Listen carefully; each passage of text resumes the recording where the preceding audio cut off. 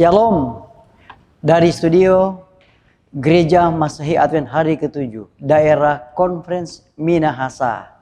Bertemu lagi dalam program Bertumbuh dalam Kasih-Nya.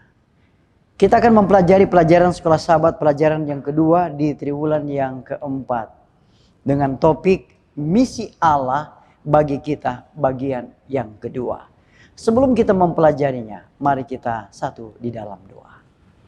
Bapa kekal yang ada di sorga, kebutuhan kami yang terbesar, kiranya kuasa Roh Kudus boleh ada di hati dan pikiran kami.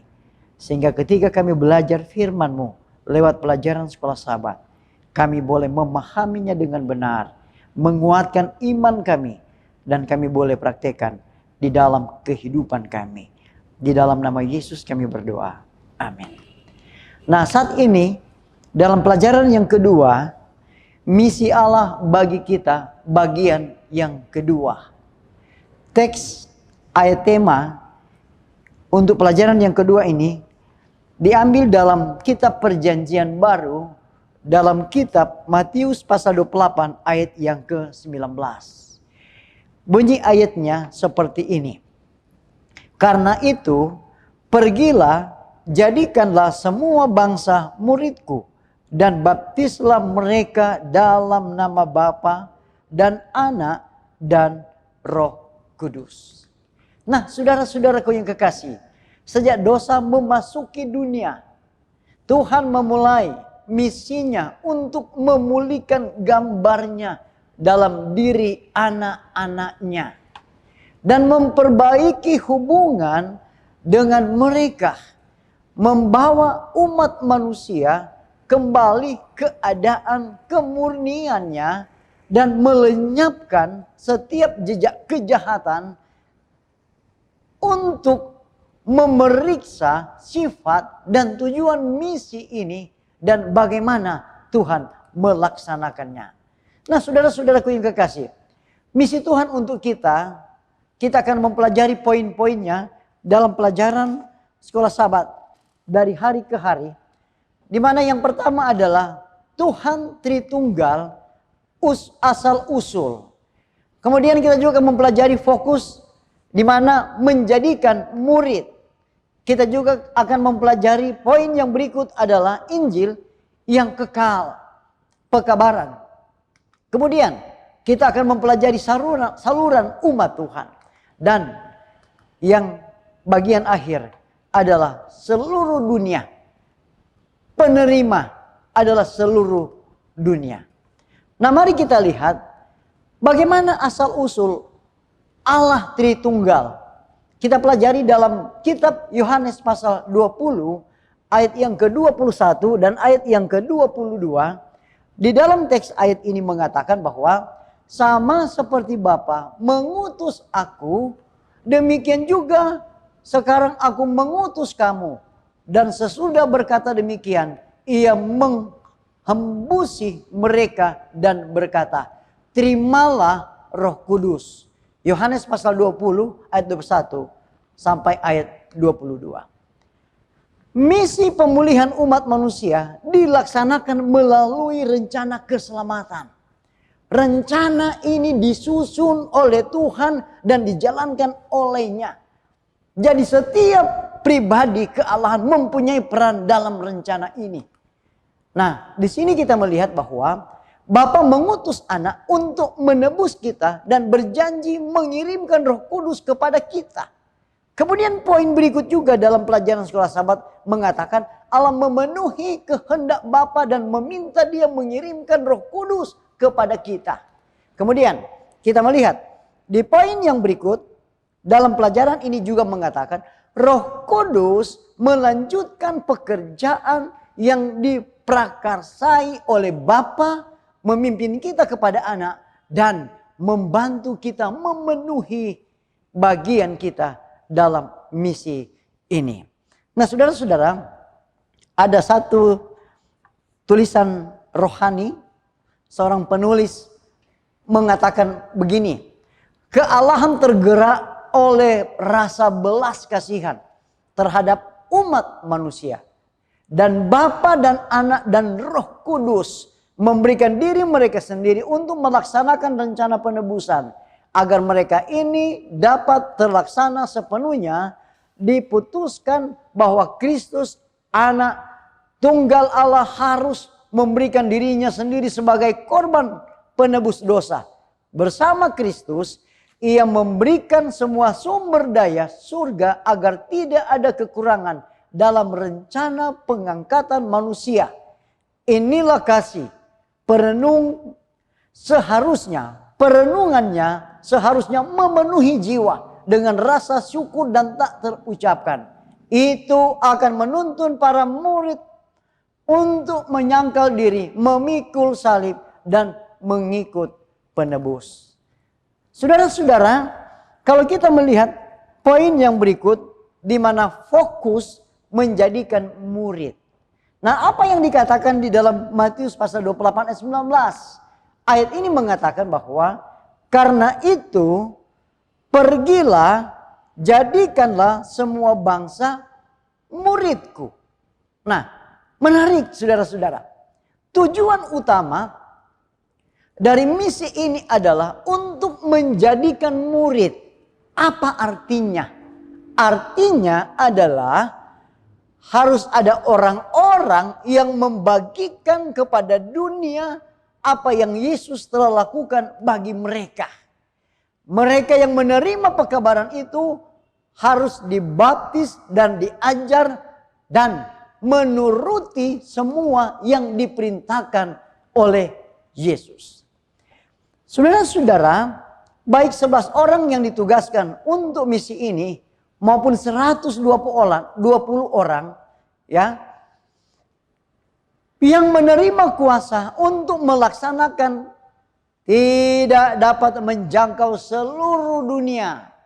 Itu harus berkembang secara eksponensial.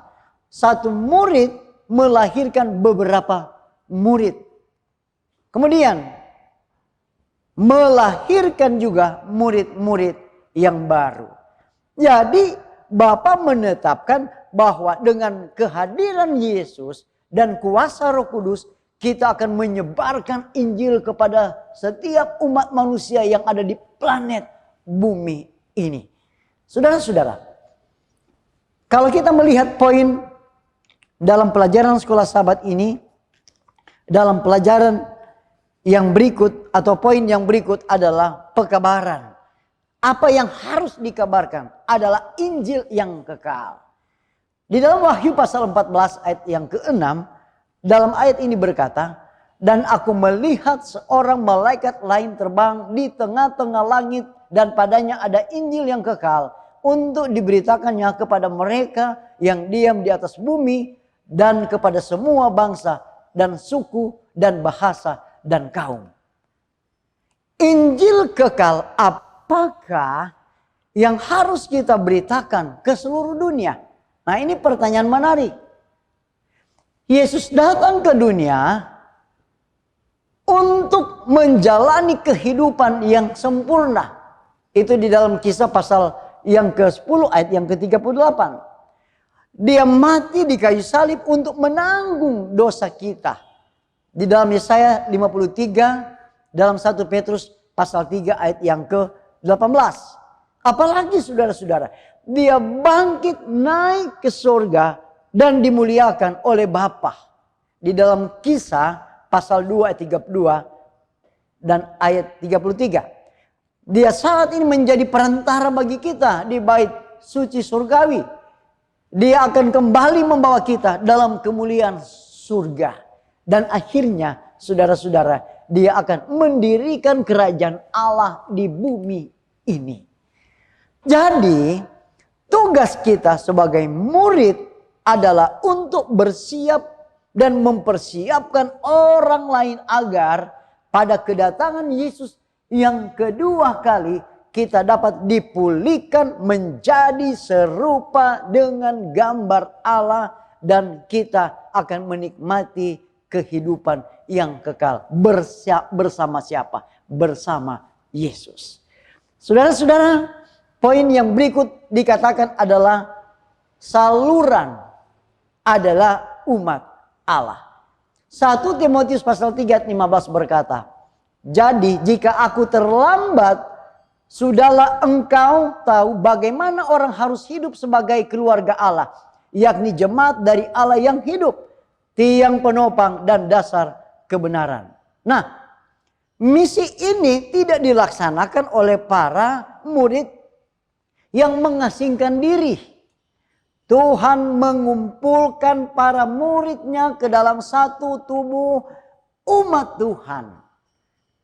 Sekali lagi saya katakan, jadi Tuhan mengumpulkan para muridnya ke dalam satu tubuh yang namanya adalah umat Tuhan. Nah, kalau kita melihat dalam perjanjian lama, di mana umat Allah adalah bangsa Israel, keturunan Abraham, yang melaluinya seluruh dunia diberkati. Kita boleh lihat dalam Kejadian pasal 12 ayat 1 sampai ayat yang ketiga. Nah, strategi misionarisnya adalah agar dunia datang ke Israel untuk mengenal Tuhan. Nah, kalau begitu saat ini bagaimana? Kita sebagai umat Allah adalah gereja dalam Kisah pasal 2 ayat 47, dalam Kolose 1 ayat 18. Di dalam ayat-ayat ini mengatakan bahwa namun seperti yang telah kita lihat, strategi misionaris telah berubah.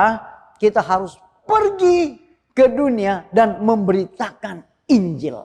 Jelas kalau kita lihat di dalam kitab Matius pasal 28 ayat yang ke-19. Nah, saudara-saudara, bagaimana poin penerima seluruh dunia? Dalam Kisah 1 ayat 8 berkata, tetapi kamu akan menerima kuasa kalau Roh Kudus turun ke atas kamu, dan kamu akan menjadi saksiku di Yerusalem, di seluruh Yudea, di Samaria, dan sampai ke ujung bumi. Saudara-saudaraku yang kasih, pemberitaan Injil terjadi pada berbagai tingkatan. Dalam poin-poin ini mengatakan bahwa Yerusalem itu adalah keluarga sahabat dekatmu. Yudea adalah kenalanmu, tempat kerjamu, lingkunganmu. Kemudian Samaria, kotamu, negaramu. Dan sampai ke ujung bumi. Ke ujung bumi adalah misi. Lewat internet, lewat TV, lewat buku dan lain sebagainya. Jadi misi Tuhan memanggil kita untuk menjangkau individu-individu dari semua tempat, bangsa, kelompok, masyarakat, bahasa, dan etnis. Ini adalah tempat misi utama kita. Adalah tempat yang harus kita injili. Saudara-saudaraku yang kekasih, ada satu pena inspirasi sebagai penutup. Mengatakan di dalam Desire of Ages halaman 86. Mengatakan perintah juru selamat kepada murid-murid meliputi semua orang percaya. Perintah itu meliputi segala orang percaya dalam Kristus sampai pada akhir zaman. Adalah suatu kekeliruan yang berbahaya bila menganggap bahwa pekerjaan menyelamatkan jiwa-jiwa hanya bergantung kepada pendeta yang diurapi. Semua orang yang telah menerima ilham surga dipercayakan dengan Injil itu. Semua orang yang menerima hidup Kristus ditentukan untuk bekerja bagi keselamatan sesama manusia.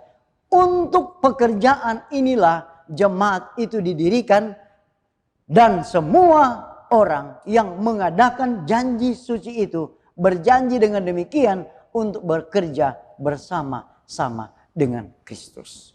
Saudara-saudaraku yang kekasih, biarlah lewat pelajaran sekolah sahabat ini, pelajaran yang kedua di triwulan yang keempat, boleh memberikan satu kekuatan iman bagi kita semua. Dan kita harus menyadari bahwa misi yang dipercayakan oleh Tuhan adalah menyiapkan jiwa-jiwa pada kedatangan Yesus yang kedua kali. Mari kita tutup. Mari kita berdoa. Bapa di sorga, biarlah pelajaran sekolah sahabat ini memberikan kekuatan iman dan pembaharuan dalam hidup untuk bagaimana kami boleh menjadi saluran berkat teristimewa kami boleh menyelesaikan misi yang Engkau percayakan sebagai umat-umat Tuhan. Sehingga pada akhirnya ketika Yesus datang pada kali yang kedua, ada banyak jiwa-jiwa, bahkan umat-umat yang akan bertemu satu sama lain di dalam kerajaan sorga. Terima kasih Tuhan, di dalam nama Yesus kami berdoa. Amin.